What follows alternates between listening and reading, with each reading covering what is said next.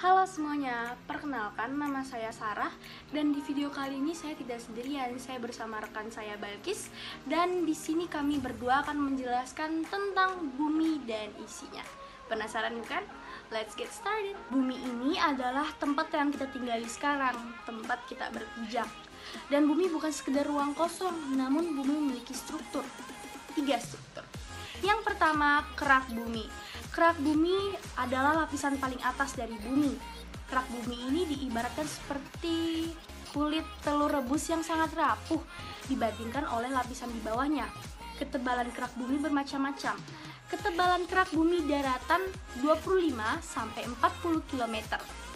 Ketebalan kerak bumi pegunungan mencapai 70 km dan ketebalan kerak bumi lautan hanya 5 km saja. Kerak bumi juga tersusun dari elemen yang relatif ringan seperti silika, aluminium, dan juga oksigen. Yang kedua, mantel bumi atau biasa disebut oleh selubung bumi. Mantel bumi atau selubung bumi ini merupakan lapisan yang menyelubungi bumi dan merupakan bagian terbesar dari bumi, sekitar 67,8% dari keseluruhan bumi. Mantel bumi ini tersusun dari elemen seperti besi, magnesium, dan silika. Yang ketiga, inti bumi atau lapisan paling dalam. Inti bumi dibagi menjadi 2, inti bagian luar dan inti bagian dalam. Inti bagian luar merupakan struktur cair yang terdiri dari besi dan nikel. Dan di dalam inti bagian luar ini terdapat arus Dedi yang sangat mempengaruhi medan magnet dari bumi. Yang kedua, inti bagian dalam. Inti bagian dalam adalah bola metal dengan radius 1220 km. Sekarang kita beralih ke batuan. Batuan adalah penyusun litosfer dan batuan ini terbagi menjadi 3 jenis yang terbentuk oleh proses yang berbeda-beda. Namun jenis-jenis batuan yang berbeda-beda ini saling terhubung dan membentuk suatu siklus yang disebut seperti siklus batuan. Jenis batuan yang pertama yaitu batuan beku. Batuan beku merupakan batuan yang terbentuk karena proses pendinginan atau pembekuan magma. Yang kedua, batuan sedimen. Batuan sedimen merupakan batuan yang terbentuk akibat proses endapan yang dibawa oleh arus angin atau air. Yang ketiga, batuan metamorf. Batuan metamorf terbentuk akibat adanya tekanan dan suhu kepada batu asal sehingga batu asal mengalami metamorfosis. Tadi kita sudah membahas bumi dan juga bebatuan. Sekarang kita akan membahas tanah. Tanah adalah suatu benda alam yang terdapat di permukaan bumi. Tanah tersusun dari 4 komponen. Yang pertama, bahan padat mineral. Yang kedua, bahan padat organik. Yang ketiga, air. Dan yang keempat, udara. Ada berbagai macam jenis tanah. Dan di kesempatan kali ini saya akan menyebutkan 3 jenis tanah. Yang pertama, tanah vulkanis. Seperti namanya, tanah vulkanis ini terbentuk akibat adanya proses gunung berapi atau gunung meletus. Yang kedua, tanah aluvial. Tanah aluvial berasal dari endapan lumpur yang dibawa oleh aliran sungai. Dan yang terakhir, tanah gambut. Tanah ini terbentuk dari pelapukan bahan organik seperti tumbuhan, gambut, dan rawa. Nah, sepertinya materi yang dari saya sudah cukup. Namun, teman saya, rekan saya Balkis akan menyampaikan lebih banyak lagi materi tentang bumi dan isinya. Silakan Balkis. Halo, seperti yang sudah Sarah beritahu tadi, di sini saya Rafilia akan melanjutkan materi seputar bumi dan isinya. Yuk kita lanjut. Selanjutnya saya akan membahas mengenai atmosfer. Atmosfer merupakan lapisan gas yang menyelimuti suatu planet. Bumi merupakan salah satu planet yang diselimuti oleh atmosfer loh. Atmosfer memiliki 5 lapisan loh. Yang pertama yaitu lapisan troposfer. Lapisan ini merupakan lapisan yang paling dasar dan yang paling terdekat dengan bumi.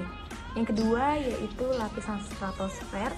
Lapisan ini merupakan lapisan yang bersuhu dingin. Dan yang ketiga yaitu lapisan mesosfer. Lapisan ini merupakan lapisan yang melindungi bumi dari benda luar angkasa. Yang keempat yaitu lapisan termosfer. Lapisan ini merupakan lapisan yang bermuatan listrik. Dan yang terakhir, yang kelima, yaitu lapisan eksosfer. Lapisan ini merupakan lapisan terakhir yang menyelimuti bumi. Selanjutnya, saya akan membahas mengenai air. Air merupakan zat yang paling penting bagi kehidupan. Kalian tahu nggak? Kalau di dalam tubuh manusia itu terdiri dari sekitar 60% sampai 70% air. Ternyata air juga memiliki beberapa sumber loh. Yang pertama yaitu air angkasa atau yang biasa kita sebut dengan air hujan, dan yang kedua yaitu air permukaan. Air permukaan itu meliputi seperti danau, sungai, air terjun, rawa, dan sebagainya. Dan yang ketiga yaitu ada air tanah. Air tanah itu terdiri dari air hujan yang langsung menyerap ke dalam tanah. Selanjutnya saya akan membahas mengenai gunung. Apa sih itu gunung? Gunung merupakan suatu permukaan tanah yang menjulang dan letaknya jauh lebih tinggi di atas tanah-tanah di daerah sekitarnya. Gunung itu terbentuk karena adanya proses gaya tektonik yang bekerja di dalam bumi. Ternyata ada 3 macam gunung berdasarkan tipe letusannya loh. Yang pertama yaitu gunung api strato atau biasa disebut dengan gunung kerucut.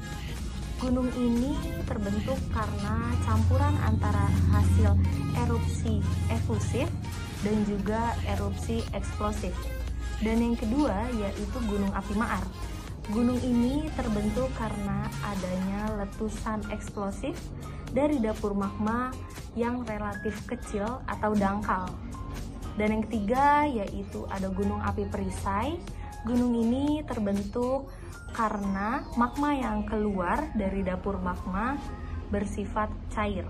Ternyata menurut ilmu sains, gunung memiliki 2 fungsi loh. Yang pertama yaitu sebagai tempat tinggalnya manusia, dan yang kedua gunung sebagai kestabilan bumi.